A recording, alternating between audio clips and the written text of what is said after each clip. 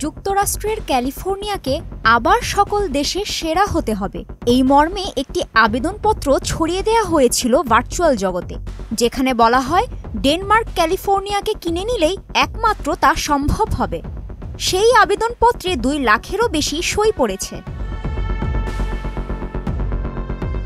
ক্ষমতায় আসার পরেই মার্কিন প্রেসিডেন্ট ডোনাল্ড ট্রাম্প ঘোষণা করেছিলেন আমেরিকা গ্রিনল্যান্ড এবং একাধিক পার্শ্ববর্তী দ্বীপ কিনে নেবে।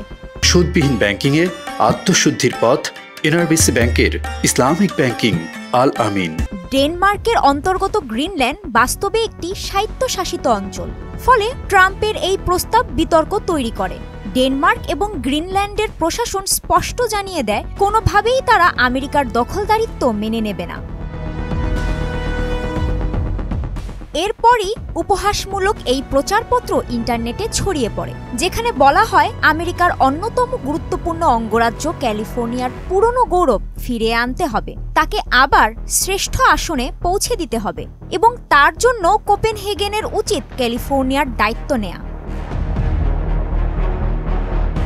প্রস্তাবটিতে লেখা হয়েছে ডিজনিল্যান্ডের নাম বদলে করা হবে হ্যান ক্রিশ্চিয়ান আন্ডারসেন ল্যান্ড। ক্যালিফোর্নিয়া অ্যাভাকাডোর জন্য বিখ্যাত, তাই প্রস্তাবে লেখা হয়েছে প্রতিদিন অ্যাভাকাডো টোস্ট খাওয়ার জন্য তৈরি হন। বেভারলি হিলসে সাইকেলের জন্য আলাদা রাস্তা তৈরি করা হবে বলেও ঘোষণা করা হয়।